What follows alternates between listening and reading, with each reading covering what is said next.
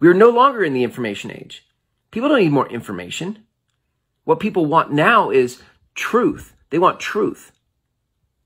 And I'm confronted by, listen, as somebody who teaches marketing, I'm confronted by where I lie. I'm confronted by where I don't always tell the truth to myself, to you, and not just don't tell the truth as in like I make stuff up, but as in where I don't tell you the whole story. Listen, all of us have moments and places in our life where we're like, hey, I'll tell you as much as I want to tell you, but I'm sure as hell not going to tell you that part. And so what we do is we leave out the whole story. Why? Because of fear. Because we live in fear. You don't say the whole story because you're afraid of the repercussions if you do. That's how it is for me. What does that mean? Let's give you an example. So, in the last year, I've said this in past episodes, it's fine, but you know, in the past year, I have had, I don't know the exact number, I've had 3 to 5 months of 5 figures, right? Over $10,000 a month in income. One of those months was over $20,000. That's awesome for me. And on the low end, one of those months was like $3,000, right? That's the truth. That's the facts.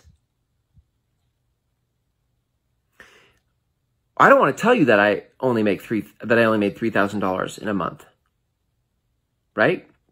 Because as a marketer, as somebody who teaches marketing, as a person who's trying to help you grow your income in your business, and I tell you I made $3,000, some of you have made more than that. So that exposes me, right? That exposes me. And what I tend to do is just omit that fact. I tend to just not tell you that fact. I can tell you that I made $20,000 in a month, but to tell you in the same year I also had a month where I made $3,000, I don't tell you that part. I can tell you that I made $20,000 a month part, but I don't tell you that I made $3,000 a month part. And you, in your life, see, I think part of the problem of marketing is that we try to put our best foot forward in our business and who we are so that we can inspire others to greatness. But the problem with that is that it's not the whole story. And so people who find our message and be like, oh, I'm so inspired by you, they're actually not getting the whole story.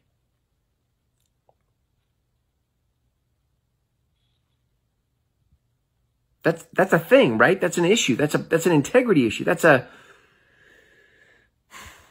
So we have to start to, this is why it becomes so important that the foundation of our marketing come from a place of transparency. Look, at some level, you and I are going to have to decide what that level of transparency is, right? I'm not going to tell you everything in my closet.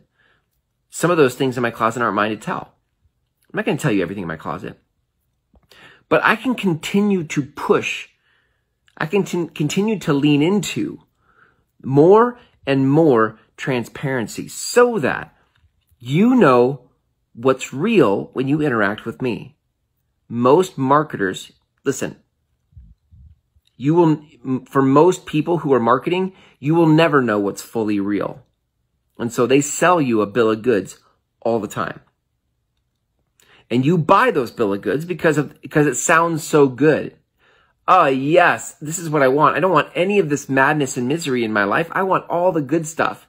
And you miss that in order to get to the good stuff, you have to move through the madness and misery. And so this is why I'm so pissed and frustrated about the state of marketing on a whole. Not to mention how I'm pissed with myself for how I keep finding ways to omit things. I'm like, dude, this is a journey of courage. Do you understand? This is a journey of you pressing into your shit, your stuff, the things you don't want to share.